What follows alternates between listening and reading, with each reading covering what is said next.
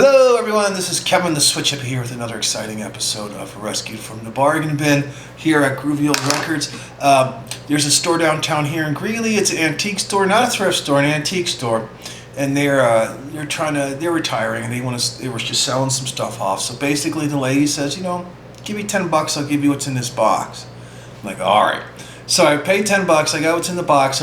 I took out all those crappy Ray Conniff albums and Guy Lombardo. I mean, who was Ray Conniff? We're going to do it. We should do an episode just on Ray Conniff. I see his records everywhere, in every thrift store, in every junk bin, and I never see the same record, right? So this Ray Conniff must have made 10 million albums during his day. Anyways, I'm digressing on nonsense. Let's see what I found here. Not talk about Ray Conniff, all right? And Guy Lombardo's the same way. And 101 Strings. I mean, I know who these people are, but they made a lot of records, right? They're all over the place. We can't get rid of them. Anyways, this is the first one I found was Lene Renaud. She's a French singer. I haven't listened to this one yet. It's in good condition. It's a promo copy on Capitol, and it's got it's a 45, but it's got the 33 cents. So it'd be interesting to listen to that one.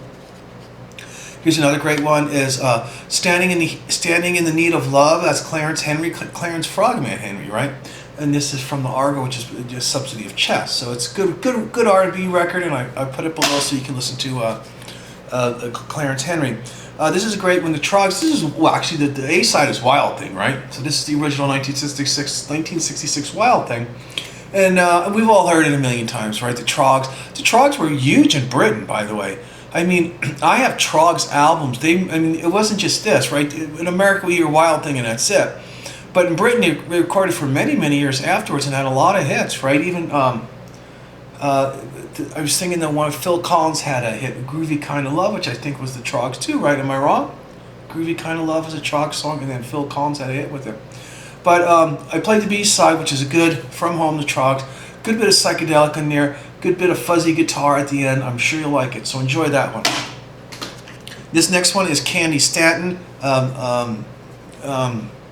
He Called Me Baby.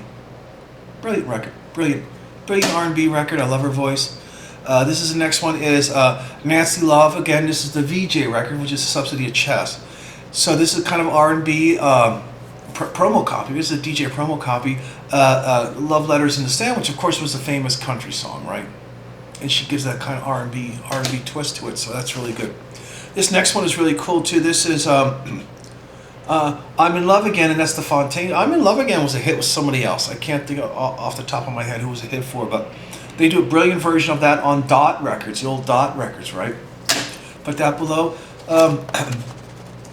This one is Playground in My Mind. Clint Holmes. This is a terrible song, absolutely horrible. I remember when this was a hit back in whenever. My Name's Michael. I've got a nickel shiny and new. Corny. It was corny back then, and I think it's still corny today. It hasn't survived very well. Sorry, Clint. I'm sure you put a lot of effort to it, but it's just a corny song. I put it below, and you can tell me what you think if it's corny. This next one, do I have the original? Yeah. This is, I don't know what this was in the bag. It says Discover San Diego. I'd assume that you would buy this record, and it maybe has something about San Diego. I haven't listened to it. I have no intention of listening to it because the only reason I kept it because I like the other side. Can I put that up there for the camera? Do not play this side. I wonder what happens if you play this side of the record. Who knows? The world could end. And the other thing I got, of course, was I put a video before. Some of these I have these kind of 45s, and they came in a box set. There's 4 of them. These are all Christmas records. And what I liked about these really was I liked the red vinyl. That's a Christmas red vinyl, RCA red label, red seal RCA, so they sound good.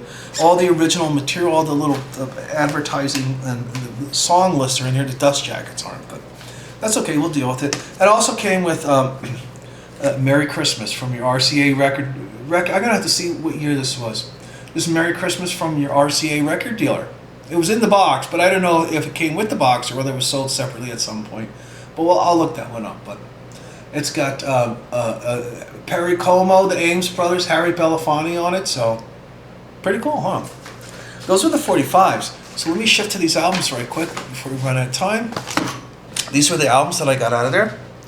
The first one is Jaime Gonzalez. I'm not familiar with this work. I haven't listened to this record yet. It's Colombian music, so I enjoy folk music. So I will put that on later, and hopefully we'll get some good folk music out of that. Tom Jones, Delilah. Who doesn't love Tom Jones? And Delilah. He's kind of kitschy, cool, right? Corny and funny at the same time. So it's got some Man's World in there. Should be interesting. These two records. These are Columbia. These are the Columbia. These are big band leaders, right?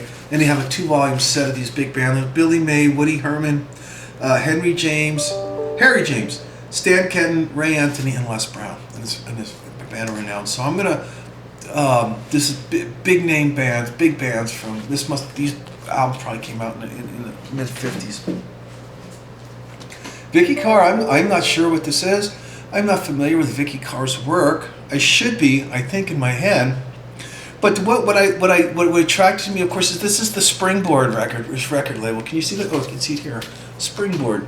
They were cheap. They used to make cheap ass albums in the '70s. They would take crap that nobody wanted. Now, like here, I had this one.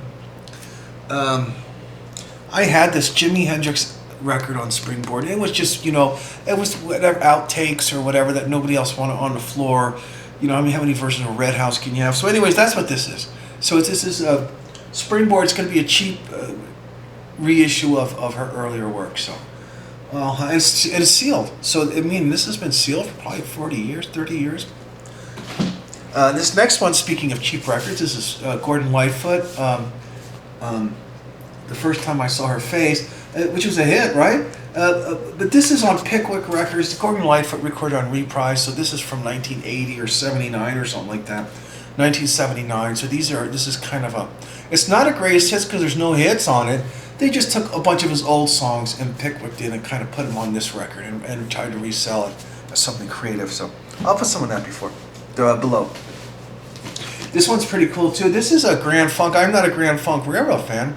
And like I said, I did not to put the classic rock stuff on this page, but what I like about this album, good music, it's called Good Singing, Good Playing.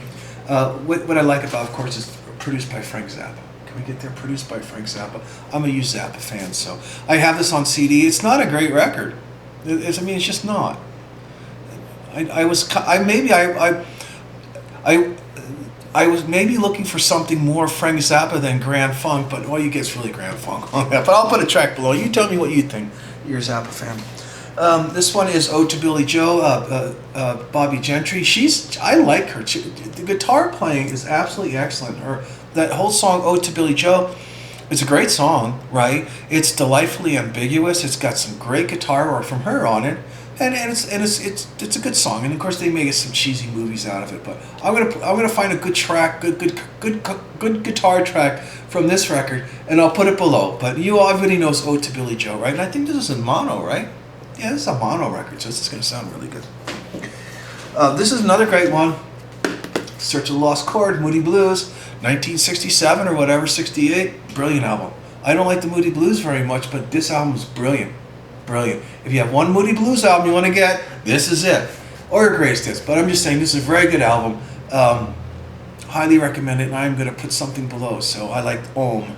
Om is my favorite song on here. Om and Ride My Seesaw is a good song. So that's a hit. Everybody knows that. This next one is Rafael. He's a Spanish singer from Linares in Spain. And when I was stationed in the Navy, I was stationed in Rota, and Linares was not far away. So this is kind of 60s poppy kind of stuff from Rafael. It's kind of almost like Jacques Brel sounding to me. A lot of orchestra and him singing about stuff. So I put the Bullfighter one here on the track. Oh, of course, who doesn't know this one, right? Ray Charles. This is like I said, I'm not a fan of the country Ray Charles. I like the rhythm and blue Ray Charles. But he as an artist, they try things, and you don't have to necessarily agree with it, but at least appreciate where they're going. Very controversial album when it came out, right? Anyways, I put in Bye Bye Love, the Everly Brothers song. I put down there below. This one is Bob Seger. I was kind of sad. This is a repress. I was hoping for the original, but this is a Capitol repress from 1980. Damn it. Great record, though. Excuse me. Who doesn't love Bob Seger? I like his first. That one's good. Beautiful Loose is a great album. Night Moose is a great album, and the live one's a great album. But after that, Chad Mitchell. Oh my God, I'm dying over here. From the Chad Mitchell Trio. This is a good record. His solo album, really good. And lastly, before I die here, lastly is this is Cher's first album. I don't like Cher, but I don't like this album either. But that song Gypsies, Tramps, and Thieves, I remember when I was a kid, it was a hit. So I put it below. Gypsy, Tramps, and Thieves. What a terrible cover. If you look at the other side, it's way better. I like that Cher better. And this Cher is kind of, I don't know, she looks weird. Anyways, those are my latest finds, so we'll see you guys later. Have fun. Oh, is it going to work?